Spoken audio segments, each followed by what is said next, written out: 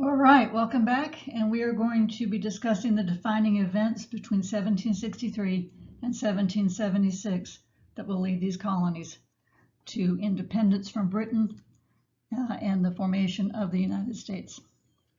First thing we want to talk about is something that occurred in 1763 itself.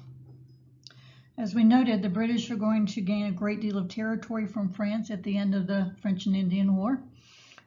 From the Mississippi River all the way to the Appalachian Mountains, Florida from the Spanish we noted, and a great deal of what is today known as Canada. So in a sense, the British control then everything from the Mississippi River to the Atlantic Ocean in North America. When the British took control of New France, though, we should remember that, of course, Native Americans were living there. Native Americans, we noted, who had gotten along pretty well with the French over the years.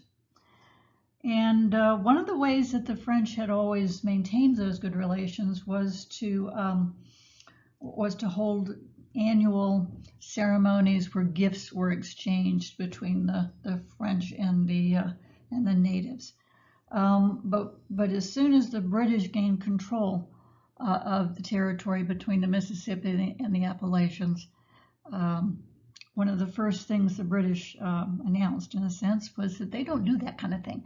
They don't give gifts. They don't give tribute. They don't pay, in a sense, for cordial relationships. And as a result, in 1763, a Native American by the name of Pontiac organized a group of warriors from various tribes, and they attacked the British. The event known as Pontiac's Uprising, or sometimes Pontiac's Rebellion. We're going to see natives attacking in what is now Detroit, western Pennsylvania, and on into Virginia. In the course of Pontiac's Uprising, about 2,000 colonials and British were killed.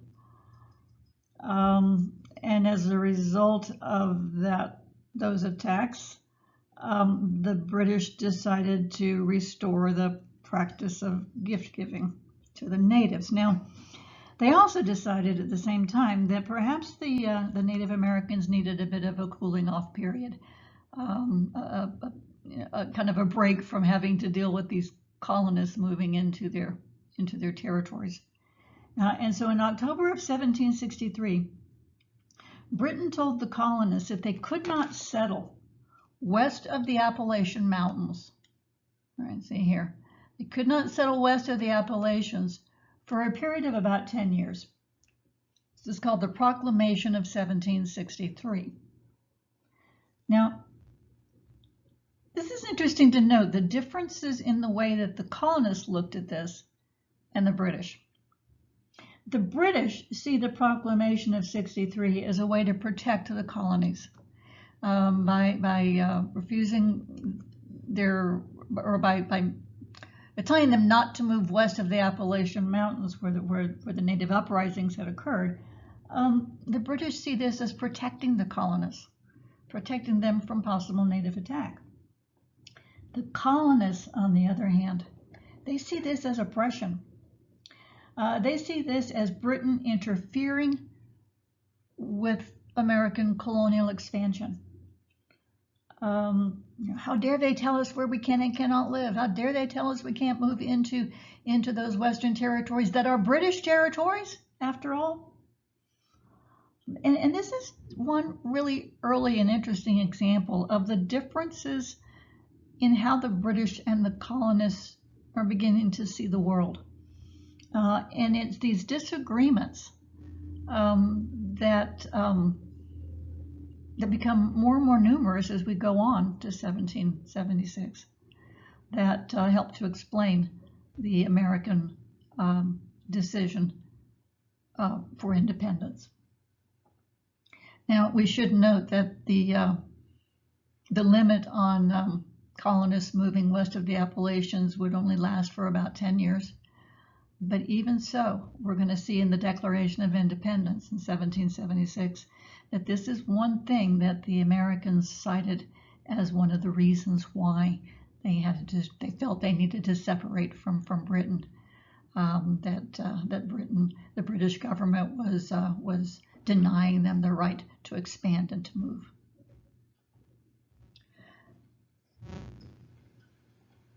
Something else happened after Pontiac's uprising as well.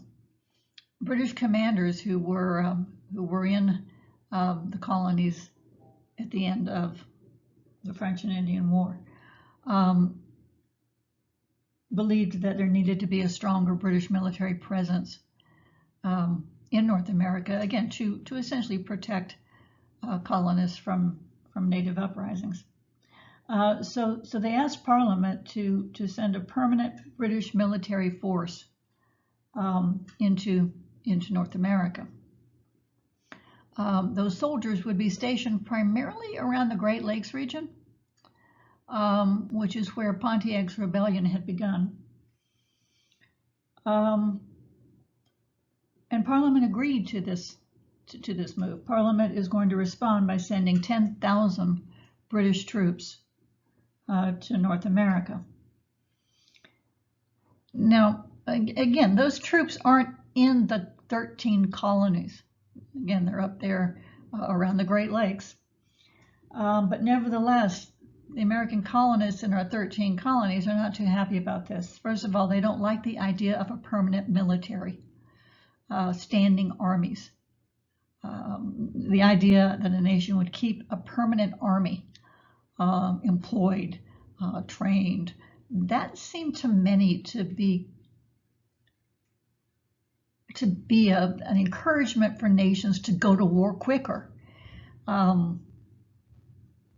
Most nations around the world did not have that kind of permanent military in place, and the colonists were not at all happy that Britain was placing these career military troops, this standing army ready to fight, anywhere close to their colonies. So the fact that 10,000 British military troops were now stationed in North America, more than had ever been stationed in the colonies before, even during the war, is going to be another point of contention. We should also note that Britain in 1765 passed the Quartering Act, which meant that the cost of maintaining those troops, paying them, housing them, feeding them, that fell to the colonists themselves as well. So again, we're seeing tensions growing pretty quickly after the French and Indian War that will accelerate the desire of many Americans for independence. And then there was the problem of the British debt. We noted at the end of the last lecture that Britain had gone into great debt to hire German mercenary troops to replace the British in Europe to fight the French, so that they could send the British army to America to defeat the French and hopefully drive them off the continent, which they had done, right? We've noted that it seemed reasonable to many in Britain that the colonists should help to pay down that debt. And so in 1763, the Prime Minister is George Grenville. And it's Grenville who kind of made the final decision that, yeah, Americans should do their part to help retire this debt. That the Americans should indeed be contributing to the British revenue, to the British Treasury, because that Treasury was being used to protect them, to keep them safe and secure, especially as they had just done with the French. Grenville also took a look at the average amount of tax that the average British person paid to their government versus what the average American paid. What Grenville noted was that the average British taxpayer paid around 26 shillings a year in tax. I don't know what a shilling would look like in today's money, but let's just take it at face value. 26 shillings a year, the average British taxpayer paid to the government. But the average colonist paid maybe 5 shillings a year to their colonial government. Remember that it's the colonies that taxed the colonists for revenue. And so Gren goes, look at that, 26 shillings a year paid by the average British taxpayer versus maybe 5 that the average American taxpayer pays to their colonial government. The Americans can afford more. The Americans can pay a little bit more to help Britain retire the debt that had been incurred to protect those colonists from the French. And so Grenville will get through Parliament a bill known as the Sugar Act of 1764. This was a small tax on molasses, which is a byproduct of sugar. And he's going to take steps to make sure that the customs agents, customs offices in the colonies will actually enforce the payment of this tax. So a tax from Parliament to raise revenue, to raise money for the British Treasury. Never before had been done by Parliament. And when we look at the official name of the Sugar Act, we see easily the intent. The official name was the American Revenue Act. Now, colonists had been occasionally taxed in order to regulate commerce, tariffs that had to be paid in the course of doing business with Britain over the last 100 or so years. But never before had they been taxed by Parliament just to raise money for Britain. And in fact, the Americans believe, rightly so I think, that only their colonial legislatures had that right. That only their colonial legislatures had the right to tax them for revenue. That's how it had always been. And so they believe that Parliament does not have this right to tax them for money that'll go back to Britain and not stay in the colony. So the colonists are going to organize a boycott of British goods to protest the Sugar Act. Now, there was no violence involved in these protests. And so in the following year, 1765, Grenville is going to get through another revenue-raising tax through Parliament on the colonies. And this is the Stamp Act. The Stamp Act of 1765. Now, the Stamp Act has absolutely nothing to do with little stamps that we put on the corners of letters that we almost all don't get anymore. What they refer to as a stamp was an embossed seal of some sort on a piece of paper, a stamped paper. And the existence of that stamp shows that the tax had been paid on that paper as required, at least in some cases, previously to 65 by law. Before 1765, official documents had to be on stamped taxed paper, like a will or a license, right? But under this new Stamp Act in 1765, everything printed in the colonies had to be printed on stamped taxed paper. Newspapers, advertisements that are going to be stuck on a wall somewhere, playing cards, everything printed in the colonies had to be printed on paper that was taxed. You had to buy the paper and you're going to pay a tax. Once again, it's a tax placed on the colonists to raise revenue, to raise money that's going to Britain, not staying in the colonies. And so the Americans protest once again. They argue that Parliament does not have the right to tax them for revenue, that only their colonial legislatures have that right. And in response to the Stamp Act, local organizations began to form, known as the Sons of Liberty. Those Sons of Liberty began to organize boycotts of British goods to protest the Stamp Act. Street mobs began to form, and violence breaks out as the Americans protest this tax from Parliament that they believe is illegitimate. So when stamped paper was delivered to warehouses in port cities, American mobs would set them on fire. Men who had accepted jobs as tax collectors would often be shunned by their neighbors.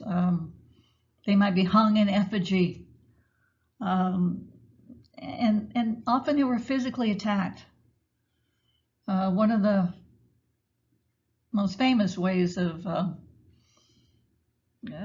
protesting or punishing the tax collectors was for a mob to grab them,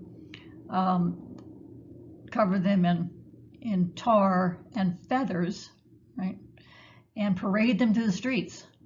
Here he is, the hated tax collector, the stamp master, who's doing Britain's bidding by collecting the tax on paper.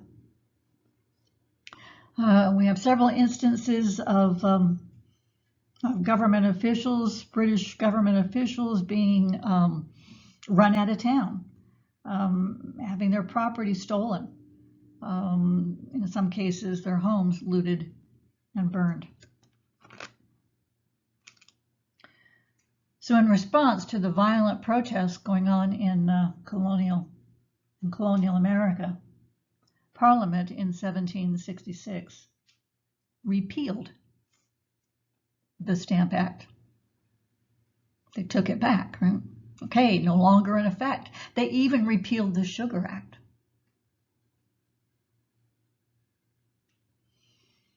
But let's note that even as they repealed these taxes,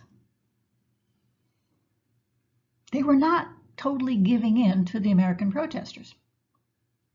At the same time they repealed the Stamp Act and Sugar Act, Parliament passed the Declaratory Act, 1766, the Declaratory Act. And the Declaratory Act said the following, and let me quote it, and then we'll unpack it. The Declaratory Act says that Parliament had and of right ought to have full power and authority to make laws and statutes of sufficient force and validity to bind the colonies and people of America in all cases whatsoever. The right to pass any laws or statutes to bind the people of America who were British subjects, right? To bind them in all cases whatsoever. In other words, this is just basically asserting Parliament's authority over the colonies to pass any laws that would bind those colonies in all cases whatsoever that the colonists would have to follow. In other words, the Declaratory Act says something along the lines of, okay, we're going to repeal the Stamp Act, but we can tax you. We believe we have the right to tax you whenever we want, right? They're not going to give up on this. Now, we need to spend a couple of minutes trying to understand why there is such a controversy, such a disagreement over whether Parliament had the right to tax the colonies or if only the colonial legislatures had that right. And it comes down to representation. The colonists believe that only a legislature in which they were directly represented had the right to tax them for revenue, for operating monies. In other words, they directly elected that legislature that the representatives came from their area. They probably shook their hands during the campaigns. The representative knows the area, knows his neighbors. He understands the needs of the community. And thus they believe that only that kind of representative, only one that they have directly elected and who directly represents them, should have the right to tax them for revenue. The British, on the other hand, employed a concept known as virtual representation. And they argued that every member of Parliament, regardless of what district he was elected from, that every member of Parliament represented every subject of the British Empire. And that when a member of Parliament made decisions or voted, it wasn't only that they were not supposed to be voting on the interests only of their constituents, but they should be considering the interests of the empire as a whole. Thus, the British would argue, you colonists are represented. You're represented just like every other subject of the British Empire is represented. Doesn't matter if you don't directly vote for the members of Parliament. We all represent you. We take into account all of the interests of the entire empire. Thus, the British would say, Parliament, of course, has the right to tax you for revenue. Just because we never had before didn't mean we didn't have the right. And now we're exercising that right. The colonists, they would argue, were represented in Parliament just like every citizen, every subject of the British Empire, whether they were eligible to vote or not, were represented in Parliament. So you may have heard from your other classes in high school and so on the phrase, no taxation without representation, which was one of the colonial calls during this period leading up, that unless they were directly represented in Parliament, they argued, right, Parliament didn't have the right to tax them. It probably should have been more along the lines of no taxation without direct representation. Because I think that we should understand that even if Parliament had offered the colonists the opportunity to elect a representative to Parliament, they probably wouldn't even have taken them up on it. Because when it got right down to it, the Americans are trying to preserve their legislature's rights to tax the colonists for revenue, to preserve their rights of local representation and local taxation. The rights they'd had for over 150 years. It's not really so much, hey, we want a representative in Parliament. It's the Americans saying to Britain, we want you to respect the way it already is. We want you to acknowledge, to agree with us, right, that the colonists should only be taxed by their local colonial legislatures. Now, if you need to stop, go back, review, cool, no problem. But let's move on. The next event that is a defining event on this road to revolution occurred in 1767, when a new Chancellor of the Exchequer was appointed to the British cabinet. Now, Chancellor of the Exchequer, don't even think about having to remember how to spell it. It's a fancy term for what we would consider in the United States to be the Secretary of the Treasury. So in 1767, Charles Townshend becomes the new Chancellor. He's in charge of the British money, right, in charge of the budget and all the rest of that stuff. And when Townshend became the Chancellor, he looked at the debt situation, the money situation in Great Britain, and he came to the same conclusion as George Grenville had come to 5 years earlier. You know, these colonists need to help us pay down our debts. These colonists really ought to be sending Britain money to assist us in defending the colonies and dealing with their issues. So Townshend is going to get through Parliament legislation known as the Townshend Acts,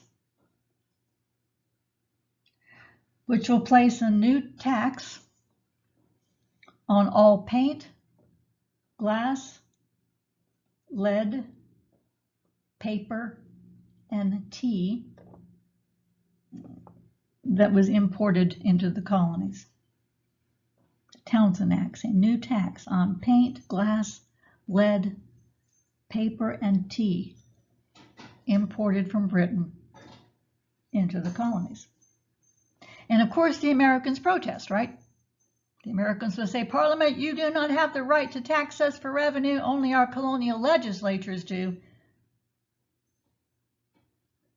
And the British probably sent them a message back saying, have you read the Declaratory Act? You know, the Declaratory Act says, yes, we do have that right. We have the right to tax you in all cases whatsoever. And so once again, the boycotts began in the American colonies. A refusal to buy British goods in protest of the Townshend Acts. We should also note that Britain was pretty determined this time to collect these taxes. And I think at this point it was kind of becoming a matter of principle. You know, Parliament, in a sense, going, yes, we do have that right to tax them for revenue, and we're going to make them pay. So when they passed the Townshend Acts, the British also began to beef up the customs service in America. And they're going to give those customs agents an incentive to actually find smugglers and enforce the laws. So under this new tax, if a customs agent finds smugglers and reports them, he gets to keep 1/3 of the value of the smuggled goods he found. So let's say he finds $300 worth of smuggled paint, right? Britain is going to give him $100. So now these customs agents might actually have an incentive for enforcing the laws, for finding the smugglers, right? And it may be more than the Americans can pay in bribes. In addition, to protect those customs agents from American violent responses and protests,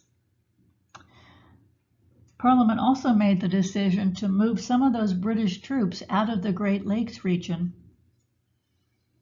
and station them in the port cities, places like Boston, Philadelphia, New York, right? So they can protect those customs agents if the Americans decide to try to attack or tar and feather them.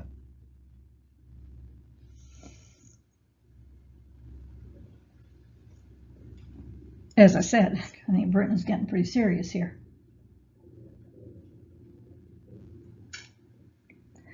However, over the course of a couple of years, what we find is that the American boycott of British goods began to work. Many British businesses began to take a real hit to their revenue streams from the colonies. And so in 1770, Parliament repealed the Townshend Acts. Parliament repealed the Townshend Acts. Almost. They're going to repeal the tax on paint, glass, lead, and paper. But they're going to leave the tax on tea in place. They're going to leave that tax on tea in place just as a statement, in a sense, right? We're going to leave that tax in place because Parliament says, you know, Americans, we have the right to tax you for revenue. We're gonna repeal all the other taxes, but we're gonna leave that tax on tea in place as a statement. We have the right to tax you. We're not going to repeal the tax on tea.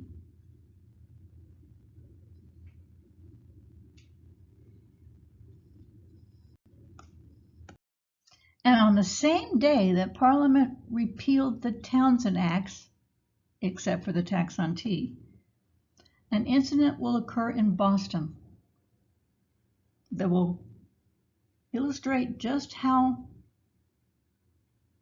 angry the colonists were becoming over these issues and over the fact that more British troops were now stationed in their cities and in their ports. The event is known as the Boston Massacre.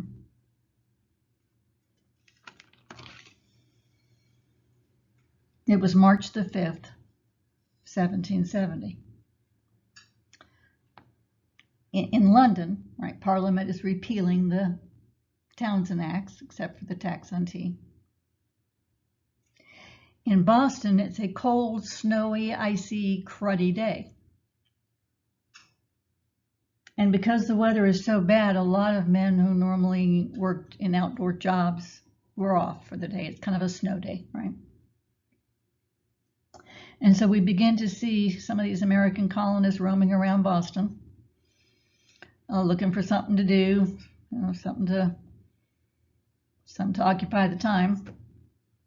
And they encountered a troop of British soldiers who were doing their job and patrolling the streets near the port, again protecting the customs agents from possible American retaliation.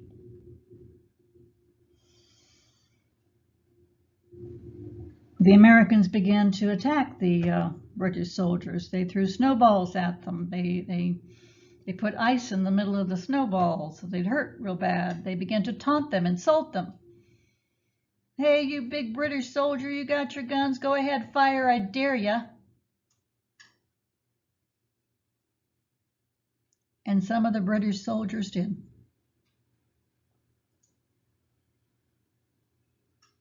Five Americans were killed as a result. Now, the city of Boston was stunned and surprised, of course, but most people did realize that the mob of Americans had kind of incited the soldiers to fire. That if the Americans hadn't been insulting them and throwing ice balls at them, there probably wouldn't have been violence. But take a look at this picture on this slide, because this is something that was published in newspapers in Boston, showing the massacre, the horrid massacre in Boston perpetuated on the evening of the 5th day of March. And tell me how much this picture resembles the story I just told. Like, where's the snow? What does it look like is happening here? It looks like the entire British, every one of those British soldiers is firing on order of their commander to the far right, with his sword in the air. That's not what was happening. But the Boston Massacre is going to serve as a important. Let me say this: Boston Massacre serves to get a lot more colonists concerned about the British in America. It's going to go a long way toward changing some Americans' minds in favor of independence, revolution. It's kind of the value of, dare we say, propaganda, the pictures that media can show us that may not be the total truth, but can still influence opinion. Now, once again, in 1776, this is going to be something that will appear in the list of reasons for leaving Great Britain in the Declaration of Independence. But all of this is kind of leading up, or all of this is leading up, rather, to the year 1773, when events will begin that will lead directly to colonial rebellion and revolution. In May of 1773, Parliament passed the Tea Act. The Tea Act. Now, ironically, this is not a tax. This is not a tax at all. The Tea Act was a piece of legislation designed to bail out a failing British business. The business is the East India Company. The East India Company. And the East India Company, one of the big parts of their business was growing tea for the British Empire. In 1773, the East India Company was on the edge of bankruptcy because they had a glut of tea warehoused for which they could not find a buyer. They've got about 17 million pounds, not money pounds, but pounds, 17 million pounds of tea warehoused in London, and they couldn't sell it. Couldn't get it sold. And if they didn't sell it, they were going to go bankrupt. Now, this company is actually pretty important to the British government. Again, they're based in India, and the British use them often as couriers of messages and letters, etc., to the growing British Empire. So in 1773, the company executives come to Parliament with an idea.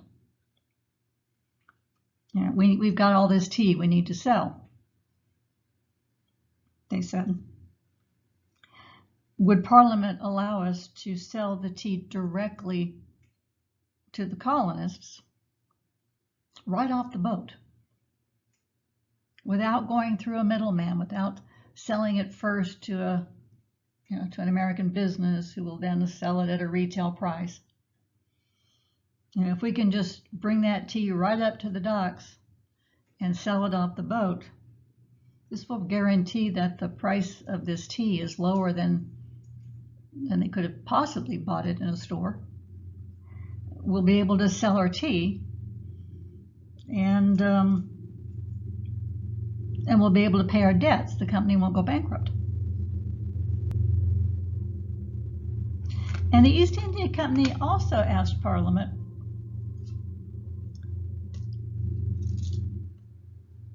if Parliament couldn't see their way clear to lift the tax on tea for this occasion.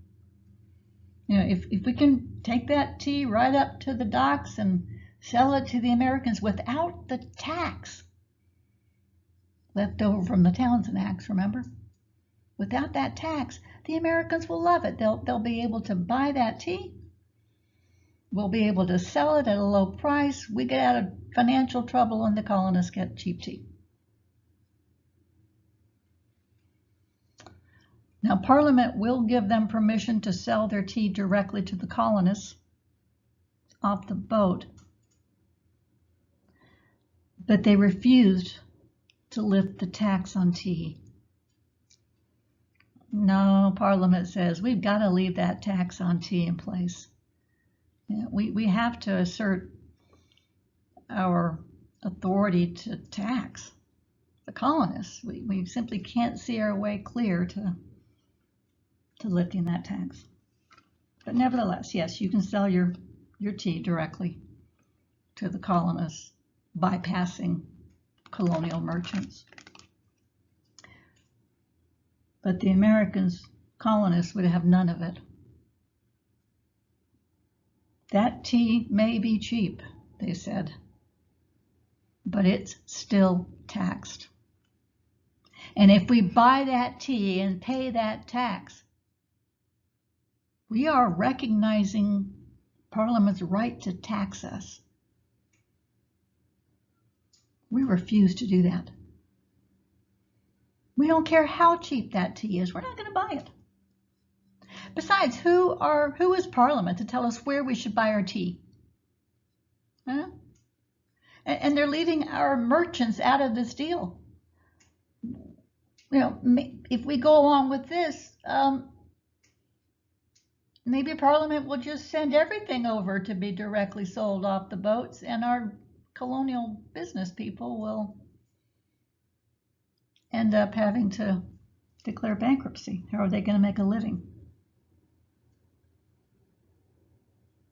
No, they said we will not buy that tea. Now, let me just note, the tea is taxed at about 3 cents a pound.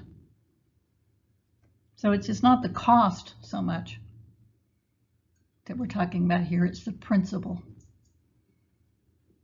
If we buy that tea and pay that tax, we're admitting that Parliament does indeed have the right to tax us.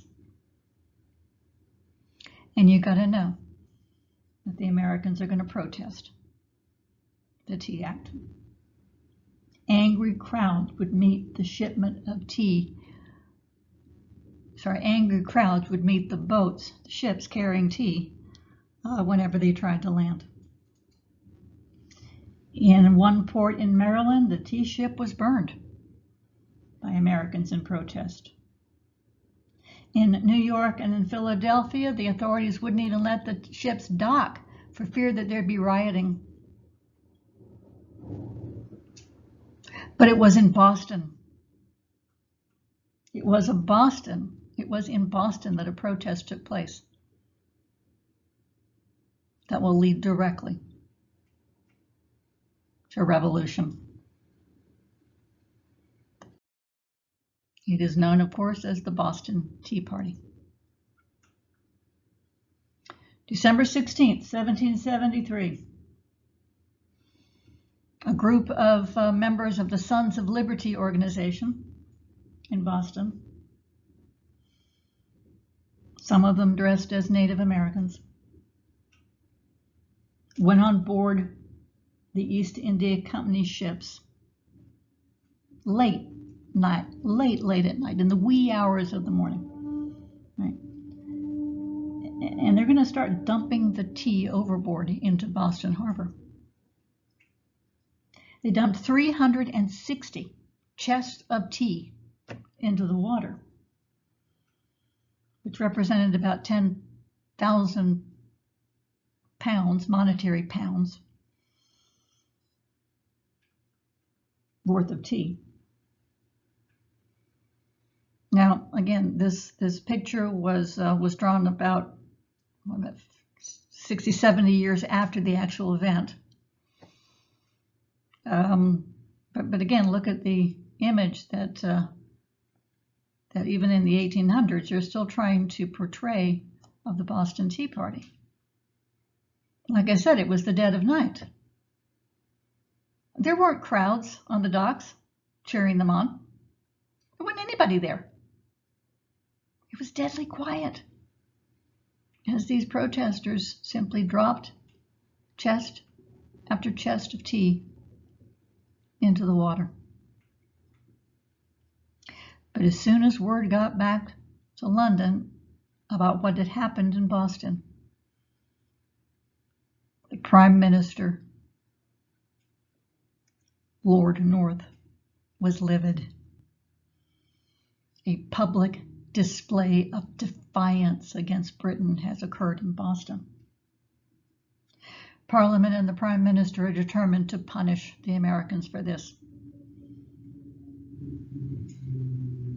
And so in response to the Tea Party in December of 73, in January of 74, Parliament passed the Coercive Acts.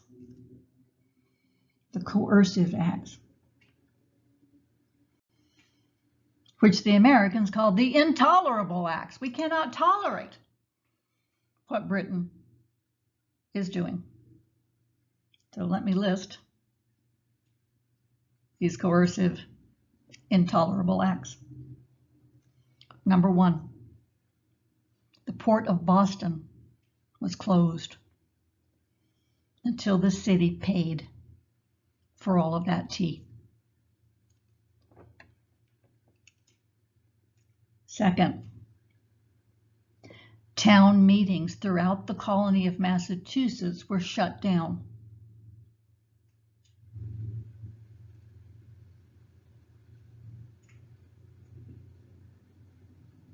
Three, a military commander is going to be put in charge of the city of Boston. And 4, the British Army is authorized to house British troops in private homes in Massachusetts without the owner's consent. The port of Boston is closed until the city pays for the tea. How are we going to make a living, right? We rely on trade. We rely on those ships coming in, going out. How are Bostonians supposed to survive? Town meetings are shut down. That's self-government. We have always had self-government in the North American colonies. A military commander is appointed to govern the city of Boston. That's martial law. That's the military having control over civilians. That was something that even in Britain was considered completely out of line. And the army is authorized to house British troops in private homes without the owner's consent? These hated British troops are going to be forced to take them in, to give them a bed? What are they going to do? Spy on us? You can see from this cartoon in newspapers that how angry I think that the Americans were. America is represented by a native woman here, and she's being held down by the British. She's being violated by the British, peeking under her skirts. She's being forced to take the punishment, right? To drink the tea. Martial law over here, military rule, justice, turning a blind eye. Other nations laughing. Look at what the British are doing in their colonies.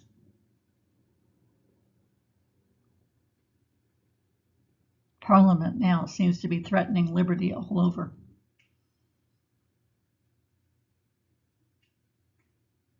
It really shouldn't be any surprise that the first shots in the revolution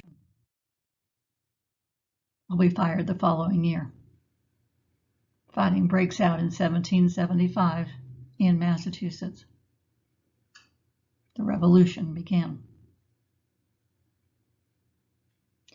The following year, 1776, a Continental Congress that had been convened a couple of years earlier with delegates from all of the 13 colonies, they approved the Declaration of Independence, a document that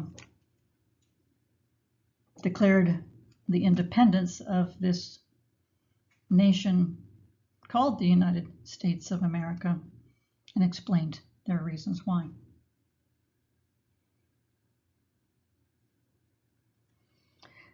We should note that up until the very last minute, most colonists probably would have insisted that independence was not really what they wanted.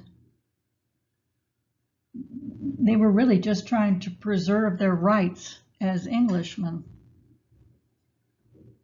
They were trying to conserve the rights that the colonists had always had to govern themselves, and to pass their own laws, to run their own elections, to tax themselves for revenue rather than having those taxes imposed by Parliament.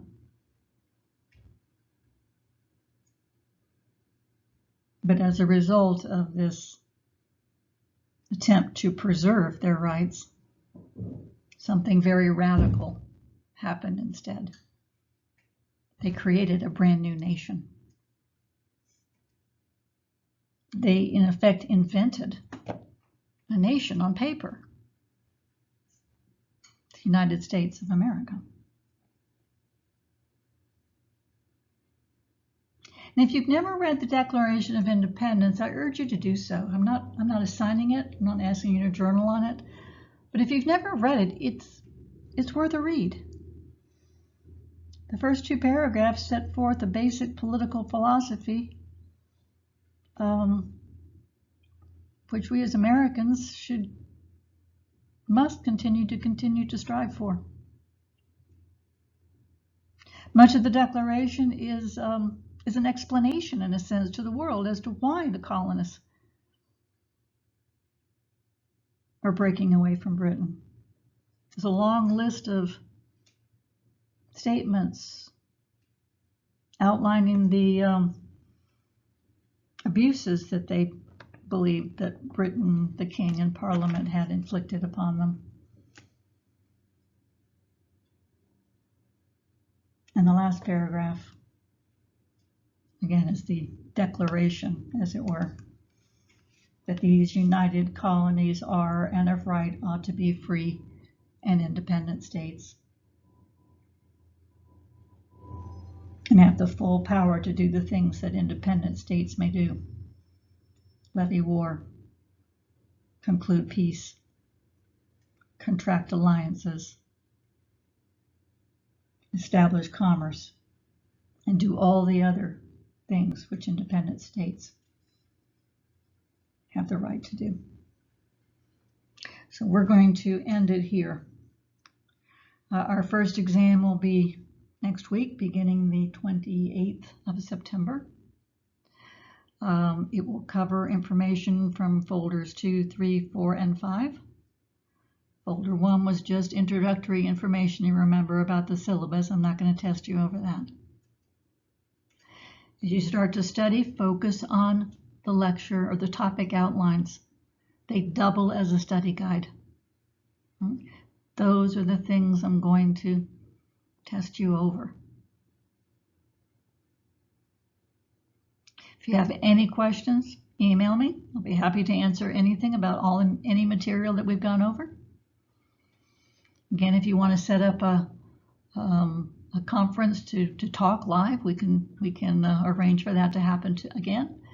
As well, again, give me 24 hours notice so I can make sure that we confirm and have agreement on our time. And always, you can go back, you can review, you can watch these videos from now until the time you take those tests. But for right now, I bid you good evening.